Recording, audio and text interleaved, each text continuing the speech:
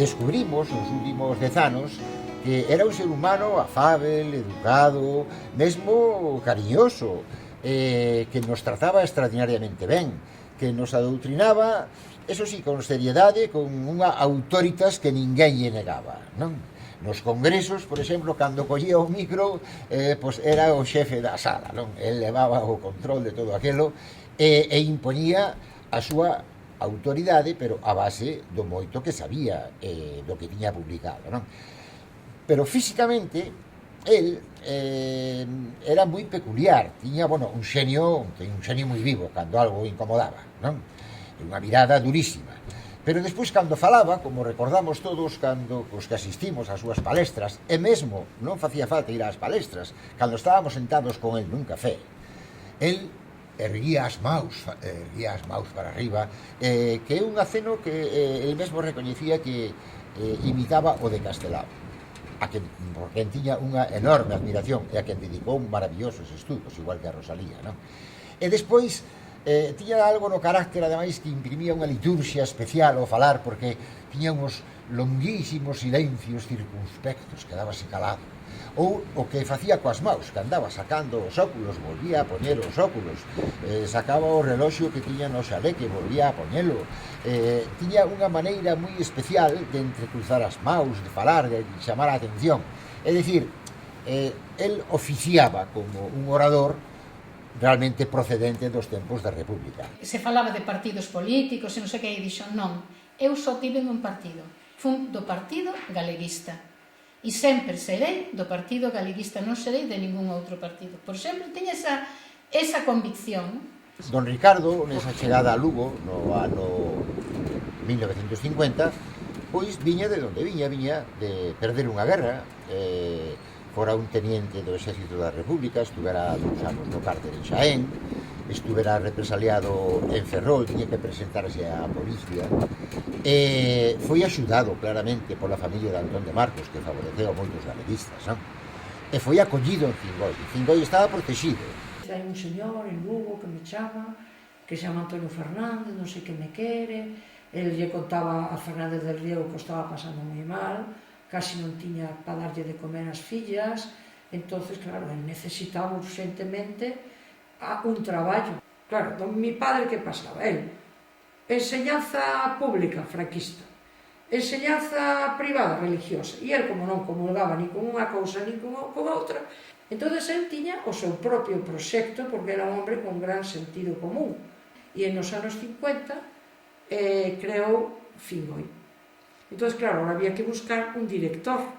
El, en ese momento, como xa desde o 34 xa fundaran Celtia, tamén con moita xente represaliada, entonces coñecía xa moito a Álvaro Gil e algunhas persoas que foron os que lle dixeron pois facía falta un director. De ciencias xa o tiña don Benedito C, que estaba na Granxa de Barreiros, e de letras, pois dijeron, está don Ricardo, que até vive en Ferrol, é un home moi válido. Entonces, bueno, pois veu a falar con o meu pai, estuvieron así bastante conversacións, hasta que don Ricardo pois aceptou vir a traballar a Fingoi.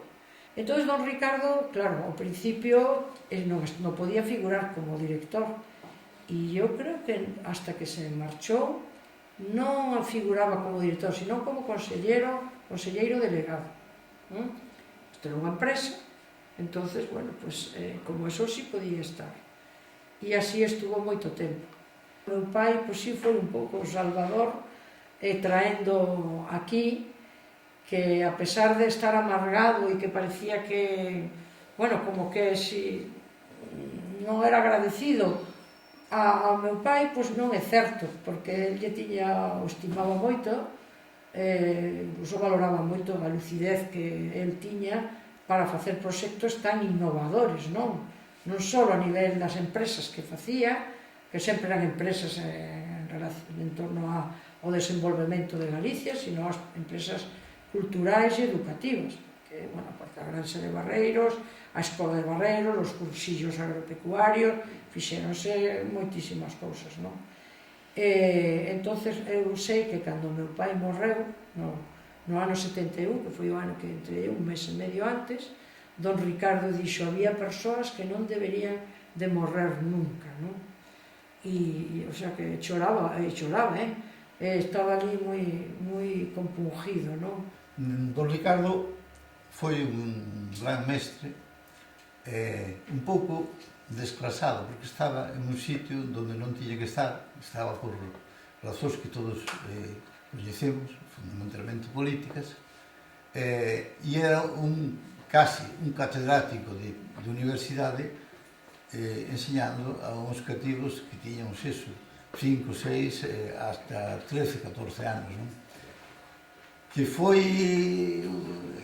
que tivemos a suerte de poder disfrutar disso. Para nós, efectivamente, foi unha suerte inmensa. Para ele, supoño que tería o clavo, como eu dicía, cravado no corazón de estar fora de sitio e non estar na universidade, que finalmente foi o que chegou a conseguir. El saía pouco dali, dedicábase por enteiro todo o día ao ensino, porque era director do colexio e organizador, e ao mesmo tempo, o tempo libre que iba ficando, pois iba escrevendo, primeiro que palestras que foi dando por todo o país, despois participou xa tamén no ano de Rosalía, a partir do ano 63, despois foi académico, e despois empezou a investigar e a traballar e a facer unha obra importantísima que só se pode facer desde o recollimento de un convento. O mundo de Fingoi nunca o esquecín. E a miña relación con don Ricardo tampouco nunca esquecín, porque meu pai, que tamén fora do Partido Galeguista, antes da guerra, e admiraba moito a don Ricardo, ele estaba aquí, como dice Raimúndez Noreña no seu libro Cativerio de Fingoi. Nos viñamos de paseo a Fingoi para ver a don Ricardo. Supoño que meu pai para esas cosas non daba moitas explicacións, pero o que eu sobreentendo moito é que este home está ali e que non este encerrado tamén o domingo. Entón, eles falaban, saíamos, fíxate, o sea, que eu viña a clase pola semana e o domingo meu pai nos traía de paseo a ver a don Ricardo. Bueno, foron 15 anos de experiencia, desde o ano 1950 a 1965, que se foi a Santiago. Entón, claro, el puxo en práctica unhos principios que eran os da Institución Libre de Enseñanza. Non tiñan libros, se facían apuntamentos. El daba todas as asignaturas de letras. Eran aulas reducidas. Era un colexio privado, pero mixto, de alumnos e de alumnas. Eso era insólito en aquel tempo, non? E experimentaron con teatro, facían obras de teatro, e ademais era un ensino galeguizador, porque el metía moitos textos, moitos comentarios en galego, en un tempo en que era insólito facer eso en Lugo, non? Como profesor era fenomenal, era unha persona de unha cultura extraordinaria porque sabía de todo, de todos os temas, e era moi serio, pero sin embargo era moi entrañable. O sea, una persona se llegaba, estaba en clase y en otra clase de otro profesor, llegaba de repente y todo el mundo se callaba, nos poníamos de pie, que es una cosa que ahora parece casi absurda y sin embargo yo creo que era muy importante ese respeto que le teníamos, pero con un cariño grande. Para mí era una persona muy, muy entrañable y con mucho cariño para todos los alumnos. Éramos muy poquitos, pero estábamos todos muy unidos. Era una gran familia aquel colegio, dirigida por él. E don Ricardo non só nos ensinaba galego e literatura, sino todos os valores e as actitudes que eran necesarias na vida. O respeto, a austeridade, a contención, dentro do que a nosa maneira de ser podía conseguirse, porque, claro, tamén cada un de nós tiñamos a nosa forma de ser, pero el inculcábamos os valores máis importantes que podemos hoxe considerar que temos na nosa formación. Había un aspecto importante e era que na miña casa meus pais crían firmemente, e iso é algo fundamental na formación dos rapaces, que se manda a un colexio coas características de Fingoi, que era un colexio singular, pois que meus pais crían totalmente en que o tándem que formaron don Antonio Fernández e Carballo Calero que era exitoso, que estaban totalmente de acordo coa austeridade dos Fernández, coa a forma de ser que eles coñecían ben nos Antón de Marcos, non só non don Antonio, senón os seus irmãos, e crían firmemente na doutrina do centro. Isto axudou moito a que nunca un comentario negativo se fixera na casa, só ás veces fora da casa. Eu recordo pois que tiña amigas que non eran do colexio, normal era que estivese coas do colexio, que máis francamente era moi boa xente. Pero tiña tamén amigas, e recordo con sorpresa unha vez que cheguei a casa e dixen fulanito, era entón un alcalde en Lugo, dixo que eu ia a un colexio de rojos. E meus pais, mamá, saíron como puderon da cuestión, pero tiñan un grande apego a Carballo, apego que despois levaron a que foron mesmo amigos, facendo viaxes xuntos a Portugal, coñecendo o Otero Pedrallo e tal. Iso axudou moito. E claro, as lembranzas que temos do colexio para min foron fundamentais. En Lugo a fama que tiñamos era, como era mixto, outra cosa, coa educación, que naqueles tempos eso nin existía, entonces, claro, había máis nenos casi que nenas.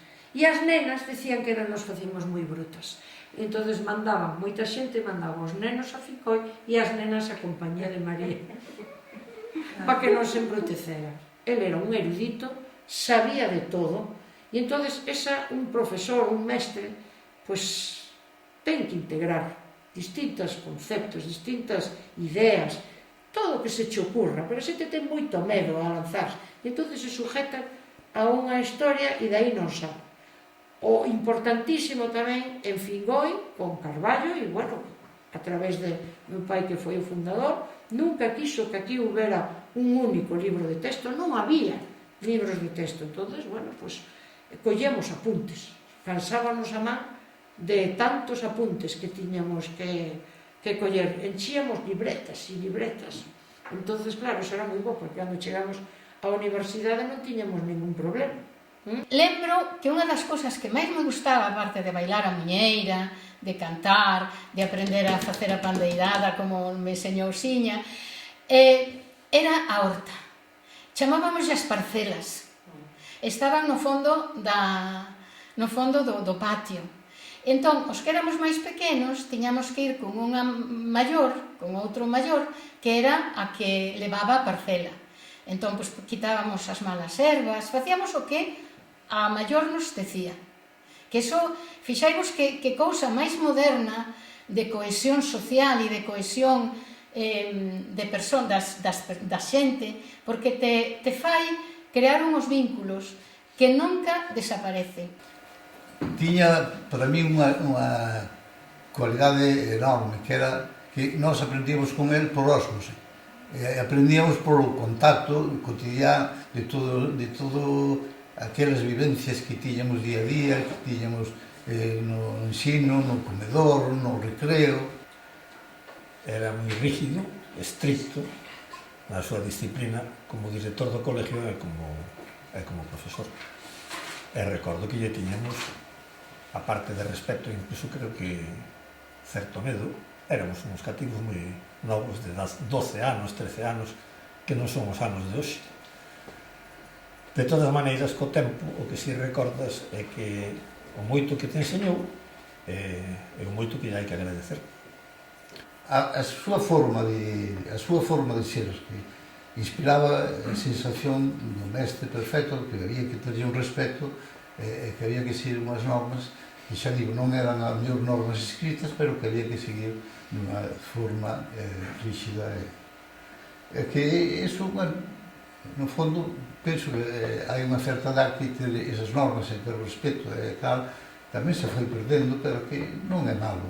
Por lo menos non é malo ter uns límites dentro dos quales hai que camiñar e hai que seguir o ritmo da vida. E entonces, claro, como aprendíamos de todo, pues, como contaba antes Manolo Sández, íbamos ao mercado a comprar, as viaxes de estudio, as saídas que facíamos polo contorno, aprendíamos a bailar, a cantar, a recitar, eu que sei, aprendíamos de todo. Constantemente están salindo palabras, dice miña filla, palabras desos que non sabe ninguén o que significan, e entón a min sáleme Ricardo Carballo Calero dicindo pensa en griego, pensa en latín. Entre os moitos alcumes que lle tiñamos, un deles, no noso curso polo menos, lle chamábamos o semáforo, porque sabíamos de que humor viña a clase, si unha verruga que tiña aquí na cara, si viña roxa ou non, que viña roxa e que viña atravesado, e ese día había que temblar. E qual era a súa maneira de ensinar literatura? Se tiña unha maneira especial? Eu recordo clases moi simpáticas, iso que era moi serio. Recordo montado a caballo nunha silla, non sei de que estaba falando de historia, aí, o sea, era, a veces pasaba polo ben, o sea, tiña chispa. Eu recordo algunhas clases moi agradables, sí, sí. Non, eso non tan serio non o viña, vamos. Serio eran os pasillos, que non se podía correr ou cousas destas, tamén entendes? E no estudio, porque había que estudiar, claro. Era unha clase de francés, pero eu tería 8 anos ou 7 anos, pero que aquí se daba de todo. E entón entrou, era un día bonito, de primavera, ou de eso, entrou e que fai esta xente dentro de clase con este día tan bon, tan bonito? E entón, pois, a profesora que estaba, dice, pero si que é francés, pensou que só se saía para estudiar ciencias naturais. Francés, e logo o campo non hai palabras en francés tamén se pode aprender no campo. E alá fomos, de paseo, e aprendíamos la feuille, l'arbre, l'herbe, entón íamos aprendendo francés, según que íbamos paseando. E, ben, eso me quedou así como moi grabado, de un detalle de don Ricardo.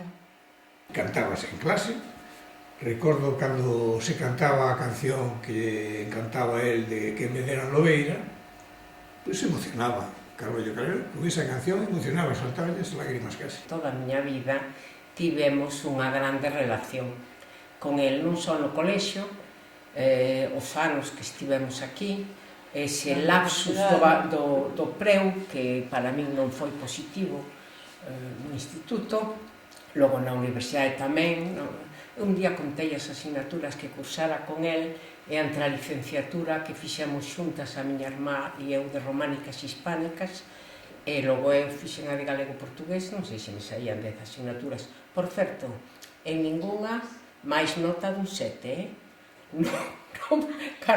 Carballo era enormemente estricto. Non deixaba examinar todo. A miña irmá e eu, cando nos preguntan anécdotas, eu anécdotas graciosas non teño. Sei que tiña sentido do humor, porque o vía un mellor comendo na casa e miña mãe era unha persoa moi ocurrente. E entón bromeaban e tal, e mesmo, pois bromeaba coa outra irmá, Clorinda, pero con nós sempre foi profesor. Sempre era a literatura diante das derradeiras cartas que teño del nunha, debe ser, pois, 3 meses antes de morrer, no 90, non? Sería no 89. Pois, nesa carta dime, xa, repito que moitas veces dixen, cando eu dera unha conferencia, era profesora de universidade, que lees regular, tens que facer máis prácticas de lectura. E eu tiña 42 anos. O sea, era un home moi estricto. Fingoi era un colexio que sí, que o galego era un dos valores da cultura galega e tal, pero non se aprendía como unha obriga, era unha cousa que salía nas conversas cotidianas, no comedor, na relación cos profesores, algún deles hoxe reputados defensores da cultura galega. Aquí, en esa época, hablábamos sempre en castellano, salvo cuando las obras de teatro, esas eran en gallego. Y muchas veces tamén don Ricardo nos dictaba poesías e tamén eran en gallego, que despois de dictarlas él decía anónimas. Las que eran anónimas ya sabían que eran de él. Entonces todos poníamos Carballo Calero. E decía, bueno, que non, de eso nada.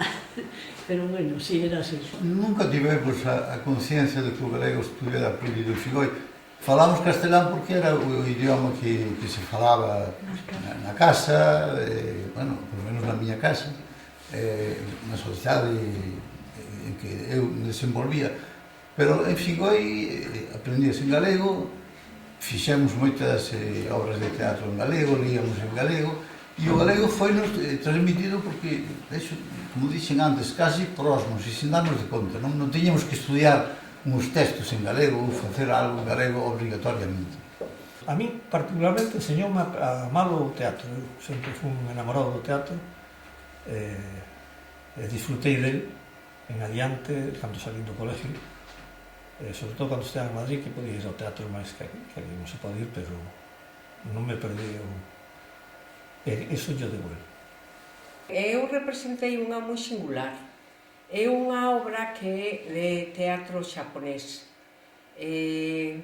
Carballo insistíame moito na forma, como comentei antes, na forma de falar, na forma de moverme, non quería que me... porque máis era un no xaponés. Entón é unha peza de teatro que hai que facer cos xestos xaponeses, quase bailando, pero, aínda que estaba tamén vestida de xaponesa, tiña que falar galego, por suposto. Isto era unha das directrices do colexio, descontextualizar o galego do medio rural e facer que era unha lingua normal no proceso que aínda non temos acadado de normalización da nosa lingua. Lembro con moi entrañable a semana, máis dunha semana, que pasamos en Barcelona, cando foi o primeiro encontro de movimentos de renovación pedagóxica, que Fingoi tamén participou, que foi aquel ministro Maraval, tan importante, o que pasa que foi cercenado porque la caverna española é mucha caverna, e aquelo era demasiado moderno. Se parecía a Fingoi, claro, aqueles proxectos que presentaba o ministro Maraval realmente se parecía á metodoloxía de Fingoi. E Carballo Calero viñera connosco, levábamolo como gran figura da renovación pedagóxica na Galiza. Entón recordo aquela semana, máis dunha semana, casi 10 días, como algo realmente interesantísimo e entrañable. E aí, cando falaban de que cantaba, vaya se cantamos zarzuela, bailamos a sardana, diante da catedral. Era unha persona que tiña dentro moitas cousas. O que pasa que eu diría que era contenido. El era contenido. Porque sabía que tiña que manter unha disciplina, e a disciplina para mí non ten valor peyorativo. A disciplina é unha práctica importantísima na educación das persoas. Disciplina aprendemos cando nos sentan nunha bacenilla para que, nun penico, como din os meus netiños, nun penico para que saibas controlar os teus esfínteres. Disciplina temos cando nos enseñan a comer, como nos enseñaban en Fingoi. Disciplina é importantísima. Entón, fixaivos que eu estiven escoitando a tanta xente aquí e dices, era unha combinación, a combinación xusta de modernidade, de bon ensino, de boas prácticas educativas con educación. O que realmente aquí se facía e o que don Ricardo cuidaba é que aquí non só fose sabiduría elitista, sino que aquí se saía educado. Educado en saber cantar, saber bailar, saber respetar a opinión dos outros, en amor á natureza, en unha ensinanza completa, integrada. E eu del aprendí moitísimas cousas, quizá máis tarde, porque para min, mentras viña a Fingoi, para min era aquela figura que estaba como teón de fondo, que estaba controlando que todo funcionase ben. Eran clases moi agradables. Cantábamos moito, se facía teatro, se facía de todo nesas clases. A parte da literatura que estudiar, non? Se ademais, polo menos decían que sabía hasta sánscrito e por aí, falaba él. Era un erudito, unha persona moi preparada. E unha cosa que non entendo que hubieran tardado tanto en facer o Día da Letra Galega dedicada a ser. Unha cosa que non se entende, non? Pero bueno, son cosas que pasan. tamén quería sinalar unha cousa, que as xentes pensan que nós estábamos encerradas en Fingoi, e non era así. O primeiro ano das letras galegas, o Colexio Fingoi participou nun acto que se fixo no Círculo das Artes. Nese acto, a conferencia final deuna ao final. Ao principio iba a dala Carballo, despois ao final deuna Alonso Montero. Ali foi onde coñecemos a Celso Emilio Ferreiro, que fomos despois cear con ele, coa familia del, con López Casanova. E nesa participación estábamos, pois, a miña compañeira Carmen Fernández e eu recitando, por suposto, a Rosalía. Depois tamén, no instituto masculino, por exemplo, houve unhas certas saídas ao exterior do colexio. No instituto masculino que Arcadio López Casanova, profesor en Fingoi, estaba dando o curso Ronsel de galego, Carballo deu unha conferencia, isto gostaba moito a Carballo, que nas súas conferencias participásemos tamén os alumnos, pero non só en Fingoi, tamén na universidade. Hai unha foto que estou con un profesor para nós moi querido, con Antón Santamarina, recitando un homenaxe, eu creo que a Ñón. En esta homenaxe que falo do masculino, era unha homenaxe a Cabanillas, unhas conferencias, mas non era homenaxe, era unha conferencia sobre as modalidades do galego. Entón eu participei, recitando a Cabanillas tamén, que tiña que sesear. E tamén a cuestión da dicción, Carballo corrixiu-ma sempre moitísimo. Era unha grande preocupación, como dixen antes, pero até o final da súa vida. Depois tamén, na representación do Instituto Masculino, pois Otero Pedrallo veu dar a conferencia de encerramento, de peche do curso Ronsel. Fingoi representou a peza de teatro Os vellos non deben de enamorarse, e dai tamén foi cando depois íamos, levábanos e nos facíamos moita ilusión, porque daquela non se levaba os nenos a cear, a lavar, e tamén fóramos cear con Otero Pedrallo,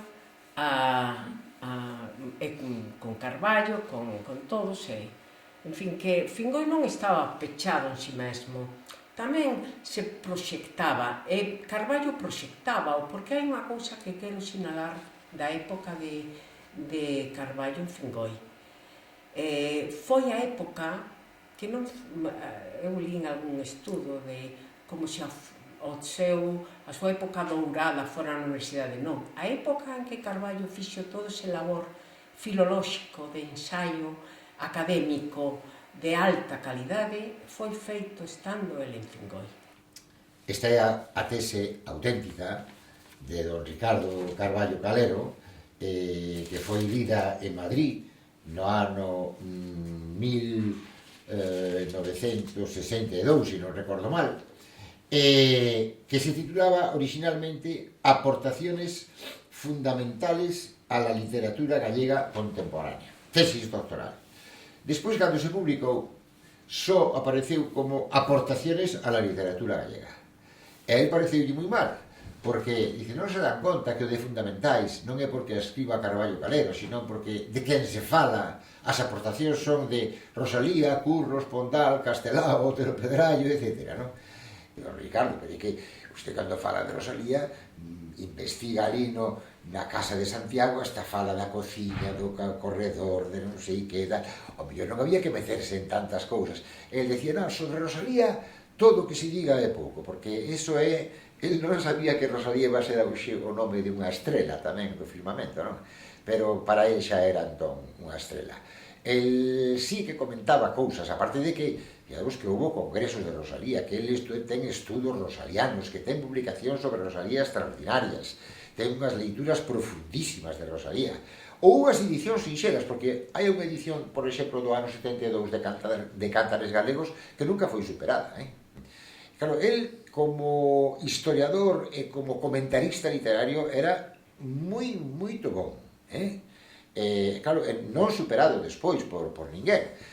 Podía parecer un pouco anticuado nos detalles, na metodoloxía que seguira, pero en eso eu penso que sigue tendo aínda hoxe actualidade e vixencia todo o que el deixou.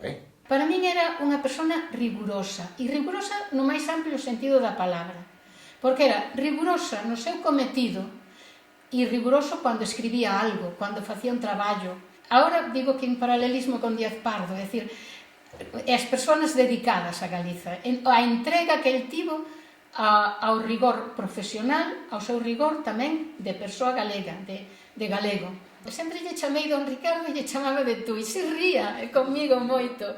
E lle decía, mira, Don Ricardo. E el ríase. E dicía, tú sempre me dices Don Ricardo e me tratas de tú. Si queres, chámame Ricardo. E eu dicía, ai, non, que non son capaz de chamarte Ricardo, Don Ricardo. Entón, tive moito contacto porque, por exemplo, en Pontevedra,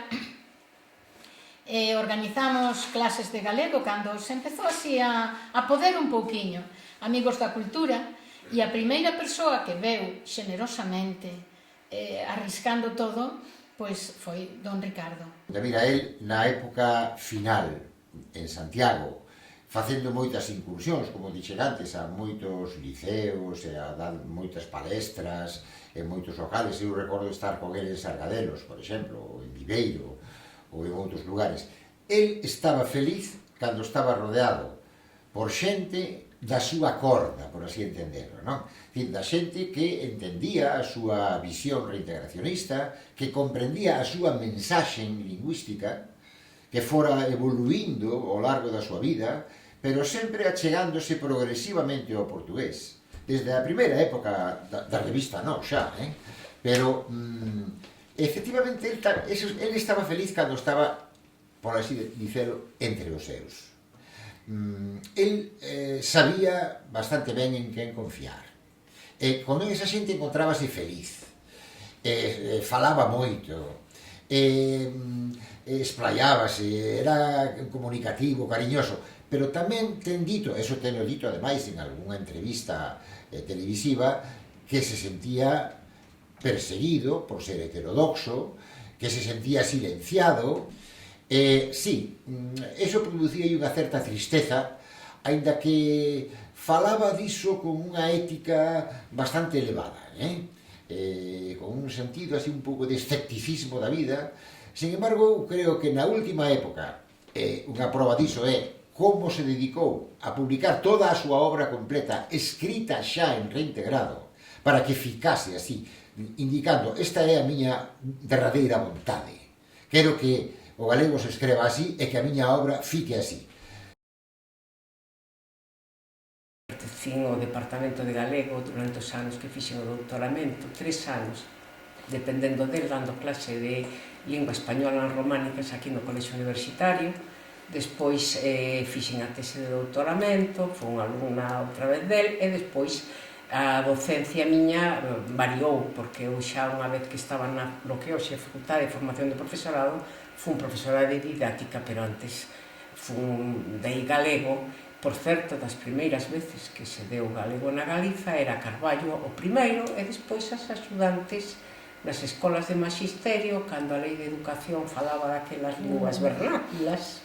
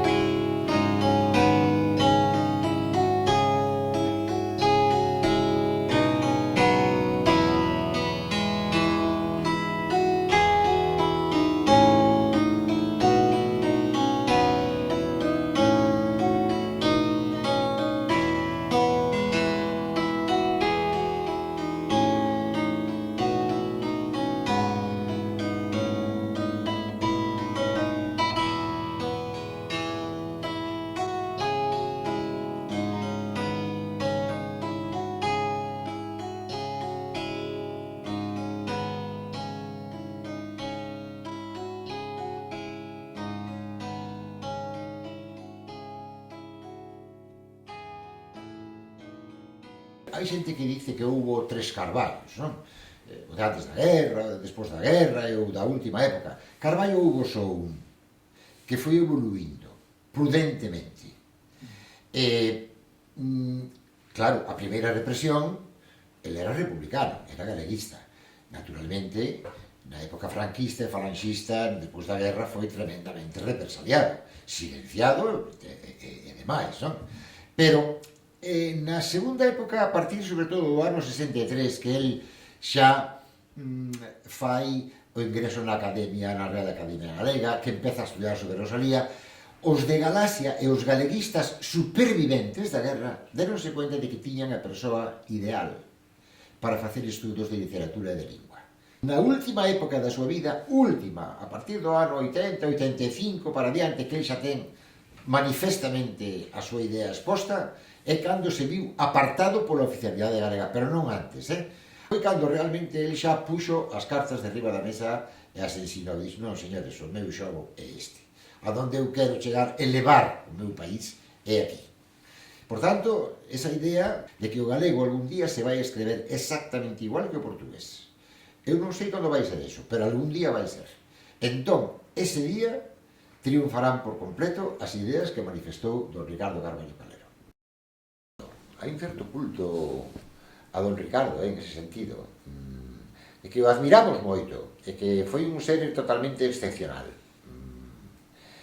Quizá esa especie de halo de que foi perseguido, silenciado, heterodoxo e demais, sabes?